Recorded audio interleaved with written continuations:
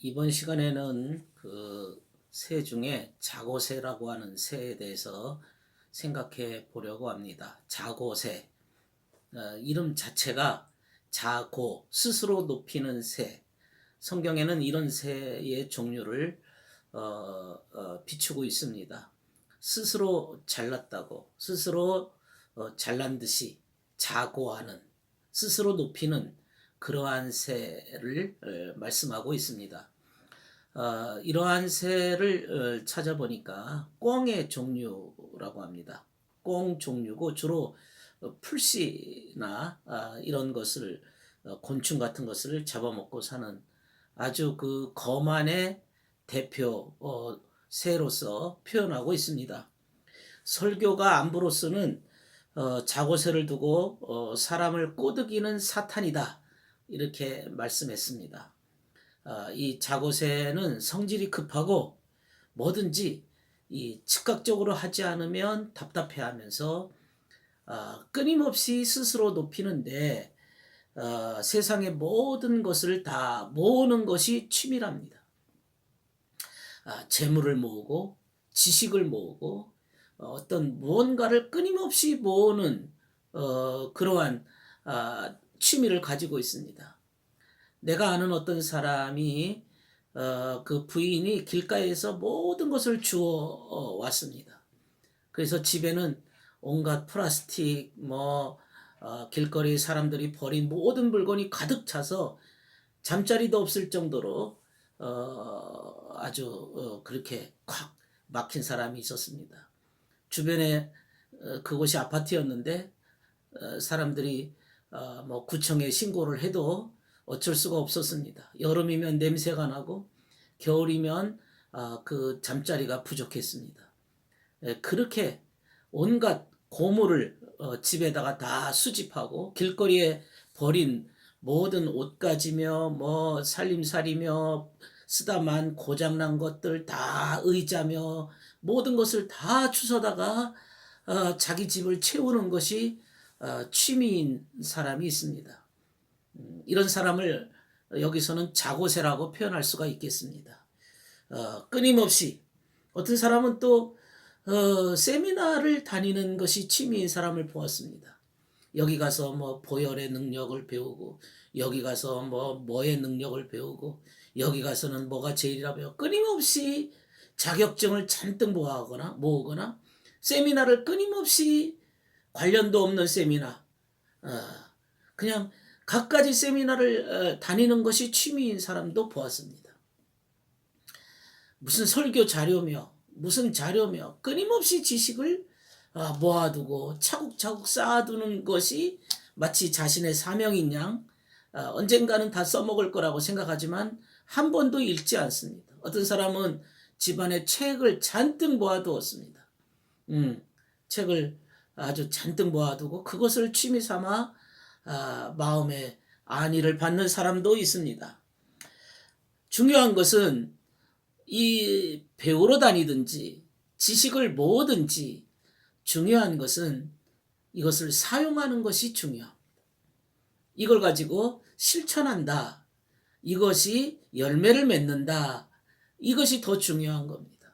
모아두고 쌓아두는 것이 목적이 아니라 자기가 한 가지라도 그것을 배웠거나 쌓아두었으면 그걸 가지고 어떻게 활용해서 어떻게 실천해서 어떻게 선용의 열매를 맺느냐 이것이 관건입니다.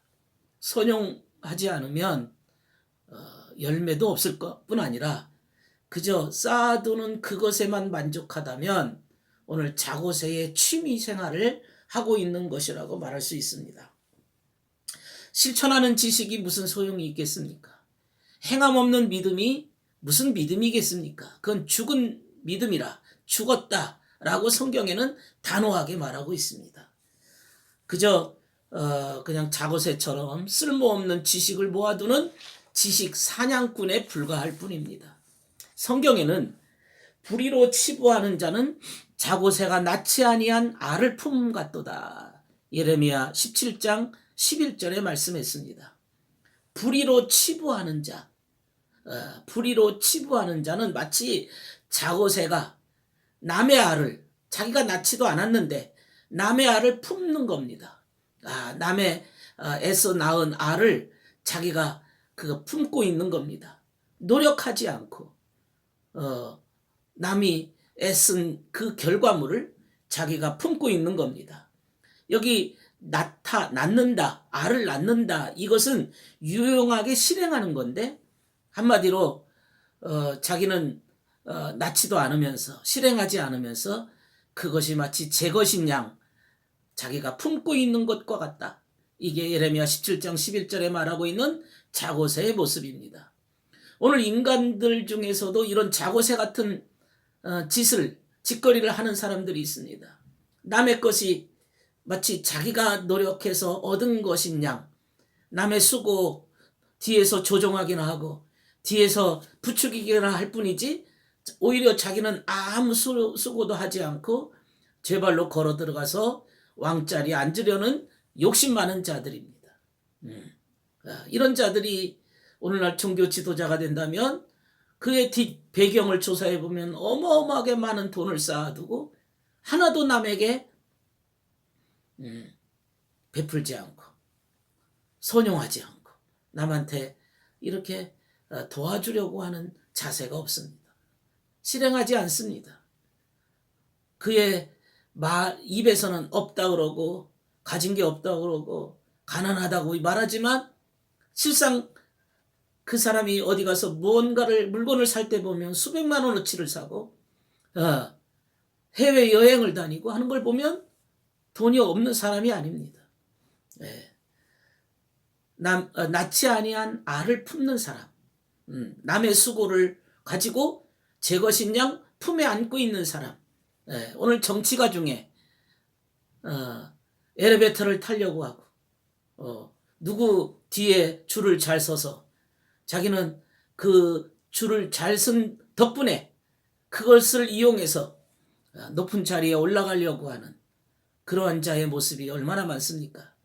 정말 국민을 사랑하지 않으면서 국민을 위해서 희생하려고 하는 그러한 자세도 없고 실천도 없었는데 자꾸 노래나 부르고 선거 유세나 하고 선거 유세 때 마이크 들고 막 차량으로 돌고 이런 것이 마치 그 사람이 그런 선거 유세를 잘한 것이 국회의원이 된다고 하면 이 나라는 망하게 되는 겁니다. 선거 유세는 못하더라도 그 사람의 진실이 드러나고 그 사람의 인격이 드러나고 나라를 백성을 위해서 희생하고 헌신하고자 하는 그러한 삶을 가진 것은 없으나 작은 데서부터 실천하는 그의 모습이 나라를 살리는 것이죠.